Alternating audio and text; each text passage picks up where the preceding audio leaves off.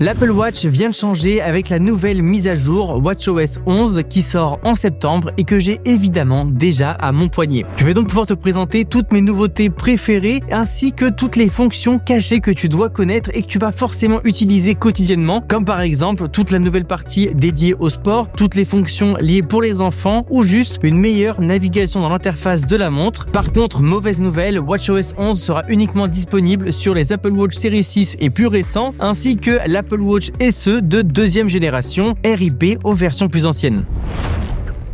La première application s'appelle Signes Vitaux et elle offre en fait un tableau complet sur notre santé de façon globale. Alors pour ça, il faut juste aller sur les applications, comme ceci, donc c'est vraiment celle du milieu avec les 3 cercles. Et ici, on pourra retrouver du coup un résumé sur la fréquence cardiaque, la fréquence respiratoire, la température du poignet, l'oxygénation sanguine ainsi que le temps de sommeil. Et on aura évidemment une partie sur les habitudes et sur les anomalies pour avoir un vrai suivi de notre santé. C'est super important et franchement, c'est super intéressant. J'ai hâte de voir ce que ça va donner. Mais l'idée, c'est qu'il y a beaucoup de gens qui voulaient une application qui résumait toutes les informations qu'on a et qu'on récolte grâce à notre Apple Watch. Et pour le coup, là, ça vient résoudre ce problème-là. Et je pense que beaucoup de personnes vont vouloir une Apple Watch à cause de ça, parce que c'est franchement juste super pratique. Ensuite, il y a une autre chose qui est super intéressante, c'est qu'on a maintenant des widgets animés, donc des widgets en direct. Donc si par exemple on fait ça sur l'Apple Watch, on peut retrouver ici toute la partie widget et maintenant on pourra forcément avoir tout ce qui est score de foot, Uber, etc. C'est un peu comme les widgets actifs qu'on a juste ici, sauf que cette fois-ci on les a sur l'Apple Watch, donc on n'a plus besoin de reprendre les widgets qui sont sur le téléphone. Et ce qui est intéressant, c'est qu'on aura de plus en plus de widgets comme cela,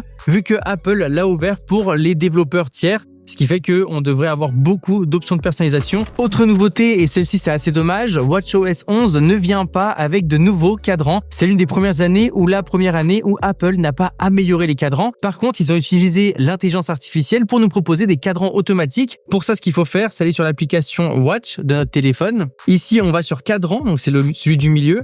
Et ici, on a de nouveaux cadrans. On peut ici choisir dans les photos. Et ici, on va avoir différentes possibilités de style.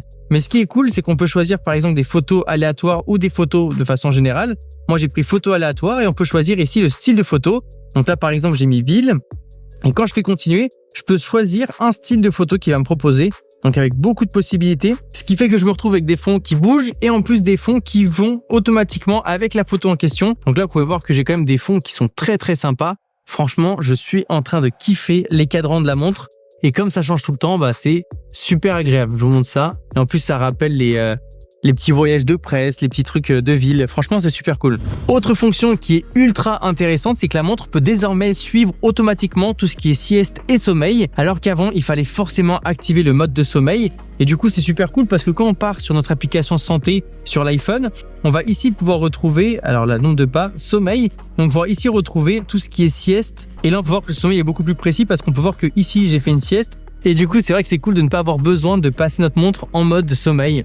C'est vraiment très pratique. Autre fonction super cool, c'est au niveau des anneaux d'activité. Il y a beaucoup de gens qui sont accros à ça. Et personnellement, j'aimais pas forcément les anneaux d'activité parce que je trouvais ça un petit peu difficile à suivre et du coup, j'arrivais pas à me lancer là-dedans. Sauf que maintenant, sur les anneaux d'activité, donc pour ça, il faut aller sur l'application Forme sur l'iPhone. On peut maintenant choisir les anneaux d'activité par journée. Donc si on clique sur les anneaux, on peut ensuite aller sur calendrier, donc voir si on a respecté les anneaux ou non.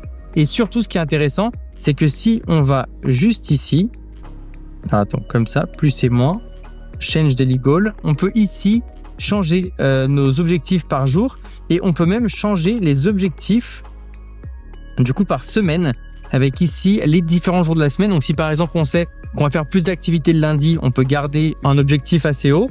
Mais si on sait que par exemple le mardi on va rien faire, alors là on peut carrément le baisser et que malgré le fait qu'on baisse en activité, on puisse toujours respecter nos objectifs et avoir des journées complètes avec les anneaux, ce qui est toujours super cool. Autre truc qui est très sympa, c'est que si on est malade, on peut aussi lui dire qu'on est malade et arrêter l'exercice pour la journée. Donc on peut par exemple mettre en pause les anneaux juste là et on dit pour aujourd'hui ou voilà jusqu'au mois d'août, etc. Donc si on sait qu'on va passer des vacances par exemple, on peut mettre tout le mois d'août et comme ça on sait qu'on est tranquille, on profite de nos vacances et ensuite on reprend les bonnes habitudes. Et voilà, les anneaux sont annulés. Et je peux évidemment annuler la pause, ce qui est toujours super cool. Autre partie qui a été améliorée, c'est évidemment l'application Workout. Alors, on a de nouvelles fonctions et surtout, on peut maintenant avoir tout ce qui est automatisation avec des vrais entraînements. Alors, dès que c'est en violet comme ça, on peut voir qu'on peut ici les modifier, donc les personnaliser, ce qui est super cool avec des séries, des calories, tout ça. Ça va vraiment très très loin. Ça marche pas avec tout, mais ça marche avec certaines fonctions comme la natation, le rameur ou autre. Franchement, c'est assez sympa et surtout pour les personnes qui sont à fond là-dedans. Moi, personnellement, je fais juste du tennis et éventuellement de la natation, parfois du foot, de la marche à pied. Donc globalement, j'ai pas besoin d'autant de fonctions, mais c'est vrai que comme ça répond à tous les besoins et c'est aussi une bonne chose. L'application va aussi beaucoup plus loin parce que maintenant, elle est capable de savoir dans quel sens vont les rivières, les marées et même au niveau du sol, elle sait quand il y a des montées ou autres, ce qui est aussi super intéressant parce qu'elle peut comme ça mieux calculer les dépenses caloriques. Elle sait que là, on est sur une surface plane ou en montée et donc ça, c'est aussi dû, je crois, à TomTom qui fait les cartes d'Apple et du coup, c'est vrai que c'est super intéressant. Autre fonction qui va vraiment aider cette fois-ci les enfants et même pour les personnes qui veulent plus de sécurité, c'est la fonction de suivi. Donc si par exemple là je veux que quelqu'un sache quand est-ce que j'arrive ou autre, j'appuie sur le plus et ici je peux directement faire accompagnement. C'est une toute nouvelle fonction et du coup la personne peut savoir quand est-ce que j'arrive chez moi et peut me suivre pendant un certain temps. Donc je peux choisir l'heure, l'endroit, etc. Donc ça peut aller vraiment très loin.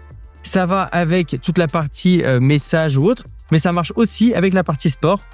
Donc si par exemple je fais une randonnée, je peux appuyer dessus, appuyer sur la partie là à gauche, descendre et j'ai ici la partie accompagnement et je peux comme ça envoyer l'accompagnement à un proche pour que la personne puisse savoir où je suis et comment ça se passe. Donc à ce niveau-là, c'est vrai que pour la sécurité, c'est super intéressant. Autre fonction qui vient vraiment faire du bien à WatchOS, c'est l'app traduction qui vient avec 18 langues qui peuvent être traduites automatiquement et même sans l'iPhone. Alors du coup, ce qui est intéressant, c'est que les langues sont directement téléchargées et comme la montre est un peu plus autonome, elle peut comme ça automatiquement détecter l'endroit où on est et télécharger la langue en fonction de ça. Donc là, par exemple, si je descends ici, je peux retrouver, comme je suis au Portugal actuellement, traduire français vers le portugais, ce qui fait que j'ai comme ça automatiquement la langue portugaise qui est traduite et la langue française. Comme ça, dès que j'ai un problème, je peux directement me faire comprendre. Et ça, c'est super pratique, surtout si par exemple vous avez plus de batterie sur votre téléphone et que vous avez besoin de communiquer dans la langue souhaitée. Il n'y a pas évidemment toutes les langues, mais pour le coup, 18 langues, ça devrait quand même aider la plupart des personnes de façon générale. Autre fonction qui est vraiment cool pour les personnes qui ont les Apple Watch de dernière génération, on a évidemment toujours le double tap, mais ce double tap vient s'améliorer parce qu'on va comme ça pouvoir le faire sur différentes applications et non juste sur le menu. Donc si par exemple je vais dans les réglages et que je double tape, voilà, on peut voir que ça continue à descendre, c'est trop cool. Et surtout à partir de maintenant, les développeurs d'applications d'Apple Watch pourront aussi l'intégrer sur leur app, ce qui fait que c'est pas uniquement dédié aux applications Apple comme ça l'était avant. Ce qui fait que c'est quand même assez sympa de pouvoir s'en sortir comme ça et c'est aussi une nouvelle façon de naviguer sur la montre. Et personnellement, moi je suis complètement habitué et complètement fan de cette fonction. Et surtout, comme on prend l'habitude de faire ça avec le Vision Pro, ça a du sens. Et dernière fonction que cette fois-ci j'ai pas pu tester, c'est la partie suivi de grossesse qui vient avec l'app suivi des cycles, ce qui permet comme ça d'avoir un vrai graphique et d'avoir un vrai suivi de la santé de façon générale. Je trouve que c'est vraiment une fonction qui a de l'intérêt et qui permet comme ça de mieux aider à gérer ce genre de moments difficiles. Évidemment, le fait d'avoir ça sur la montre, je pense que ça va aussi faire des ventes mine de rien. Donc c'est quand même quelque chose de très cool. Donc voilà, c'est tout pour WatchOS 11 et les différentes fonctions qu'il faut absolument connaître. Je trouve que c'est des nouveautés qui apportent des améliorations qui sont significatives dans l'expérience, mais qui ne sont pas forcément en termes de changement global de la montre. Elle fonctionne toujours de la même façon que la première génération. C'est juste que voilà, on a de nouvelles choses qui sont quand même assez cool, on va pas se le cacher, et qui permettent comme ça de rendre l'Apple Watch encore plus utile. Le fait d'avoir ces nouvelles mises à jour me permet vraiment de mieux profiter de mes produits Apple, que ce soit iOS 18,